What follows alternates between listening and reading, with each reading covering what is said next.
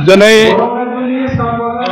जोंनि बिटिआरनि चिफ आरो जोंनि इउपिपिएल दोलोनि आफादगिरि मानगोनां प्रमद सारनि दैदेननायाव दिनै बरंगा जुलि खत्रआव माने जयनिं प्रग्राम दंमोन।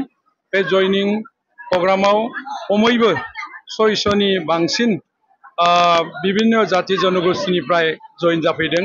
जोंनि माने इउपिपिएल दोलोनि जितु मावखान्थिफोरखौ मोजां मोननानै आरो बेनिखायनो आंनि गोसो गोरबोजोंबो बिथांमोनखौ आङो बरायदों इउपिपिएलनि जानानै।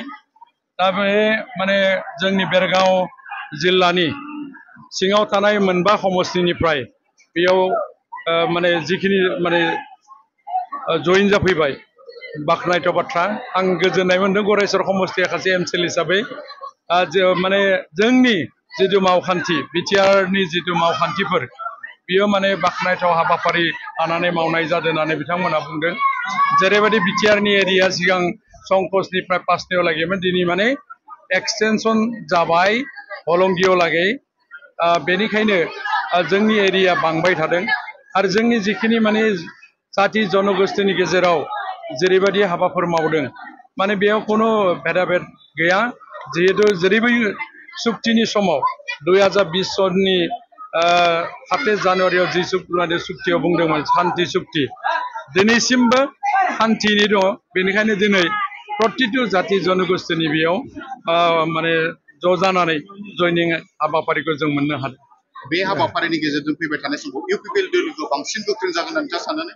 जोङो माने नेक्स्ट जितु सरकारनि बाथ्रा जों फैनाया 100 खोन्दो जोङो फैफिननो हानाय लामायाव दङ। मानो होनना बुङोबा माने दिनैसिम जिरायनानै गैया। मोनफ्रोमबो माने बिसायख'थियावनो इउपिपिएल दोलोआ देरहागासिनो दं। एमसिएलएनि जितु बिसायख'थिमोन बाय इलेक्सन बेयावबो जों देरहाबाय। एमएलएनि जितु माने बाय इलेक्सनमोन बेयाव जों देरहाबाय। बेनिफ्राय एमपियावबो जों जिहेतु देरहाबाय हिसाबै बर्तमानाव जोंनि जितु स्थिति इउपिपिएल दोलोनि जों मजबुराव दङ। बेनिखायनो दोलोयै नोगोरै बयबो मोनफ्रोमबो जिल्लायावनो बेबायदि जयनिं प्रग्रामा जाबाय थादों। आरो सारा जेरैबायदि दिनैनि तारिखाव ग्रिन बड'लेण्ड मिशननि हाबाफारि लादों आरो चाइल्ड राइटनि सायाव माने मिशन लादों।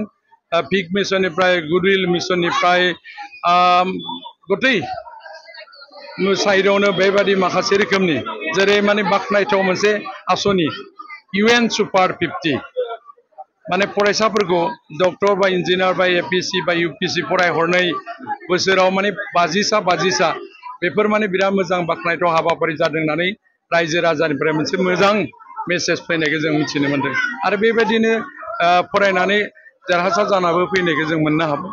बेनो आंनि बुंनो गोनाङा। गोजोन्थों खुलुमबाय। दा बर्तमान बिसोरनि खुनु माने बेलेन्सआव गैया, जेबो स्थिति गैया।